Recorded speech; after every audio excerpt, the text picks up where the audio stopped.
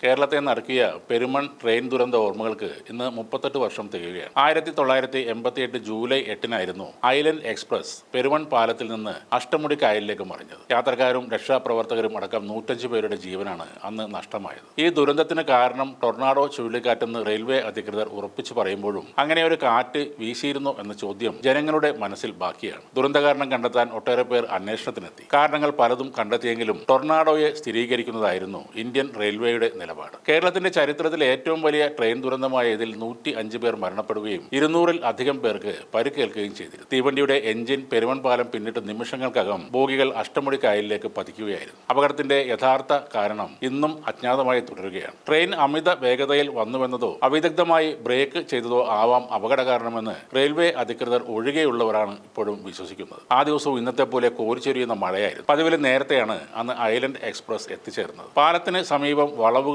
Train അതിവേഗതയിൽ സഞ്ചരിക്കുമ്പോൾ പാളം തെറ്റാതിരിക്കാൻ നിരവധി അറ്റകുറ്റപ്പണികൾ നടന്നുകൊണ്ടിരിക്കുന്ന ഒരു സമയമായിരുന്നു അത്. ജാക്കി വെച്ച് പാളം ഉയർത്തിയ ശേഷം മെറ്റൽ ഇടുകയായിരുന്നു അവിടെ ചെയ്തുകൊണ്ടിരുന്നത്. ഈ സമയത്ത് ട്രെയിനുകൾ വന്നാൽ ജീവനക്കാരൻ കൊടുക്കുന്ന സിഗ്നൽ അനുസരിച്ച് ട്രെയിനിന്റെ വേഗത 10 കിലോമീറ്ററിൽ താഴെയായി കുറയ്ക്കുന്ന രീതിയാണ് റെയിൽവേ സ്വീകരിച്ചിരുന്നത്. എന്നാൽ അപകട സമയത്ത് ജോലി ചെയ്തിരുന്ന ജീവനക്കാർ അവിടെ ഇല്ലാതിരിക്കുകയും ട്രെയിൻ അല്പം നേരത്തെ എത്തുകയും ചെയ്തതിനാൽ കൃത്യസമയത്ത് സിഗ്നൽ കൊടുക്കാൻ സാധിച്ചില്ലെന്നും 10 കിലോമീറ്ററിന് പകരം ട്രെയിൻ 80 കിലോമീറ്ററിലധികം വേഗതയിൽ സഞ്ചരിക്കുകയും പാളം തെറ്റുന്ന അവസ്ഥ വന്നപ്പോൾ അടിയന്തരമായി ബ്രേക്ക് ചെയ്തത് കുറ്റകരമായ അനാസ്ഥയാണെന്നും സാധാരണക്കാർ സംശയിക്കുന്നു. റെയിൽവേയുടെ ഭാഗത്തുനിന്നുണ്ടായ ഈ അനാസ്ഥക്ക് പഴി കേൾക്കാതിരിക്കാൻ തട്ടിക്കൂട്ടിയ അന്വേഷണത്തിന്റെ ഭാഗമാണ് ടൊർണാഡോ വാദമെന്നും ജനങ്ങൾ ഇന്നും വിശ്വസിക്കുന്നു. മാത്രമല്ല, ദുരന്തത്തിന്റെ അന്വേഷണ റിപ്പോർട്ട് പാർലമെന്റിൽ ചർച്ച ചെയ്താൽ ഗുരുതരമായ അപാകതകൾ ചോദ്യം ചെയ്യപ്പെടും എന്നതിനാൽ ഇത് പാർലമെന്റിൽ ചർച്ച ചെയ്യുക പോലും ഉണ്ടായില്ല. ഈ ദുരന്തത്തെക്കുറിച്ച് ജുഡീഷ്യൽ അന്വേഷണം വേണമെന്ന ആവശ്യം ശക്തമായി ഉയർന്നിരുന്നെങ്കിലും ആ പരാതികൾ ആരും ഗൗനിച്ചുമില്ല. മരണപ്പെട്ട 105 പേരിൽ ഏതാണ്ട് 30ഓളം പേരുടെ യഥാർത്ഥ അനന്തരാവകാശികളെ കണ്ടെത്താൻ സാധിക്കാത്തതുകൊണ്ട്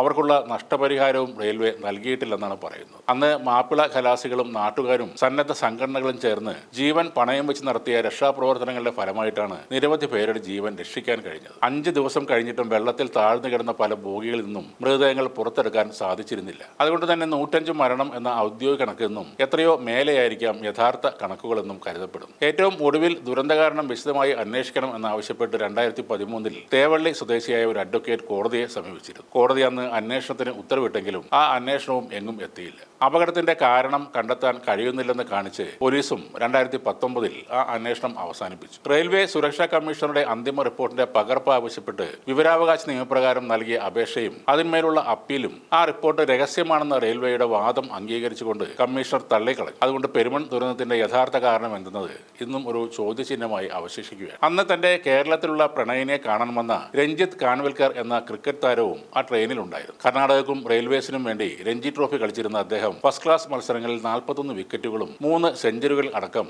1630 റൺസും നേടിയിരുന്നു. ആ താരത്തിന്റെ ഓർമ്മദിനം കൂടിയാണ് ജൂലൈ 8.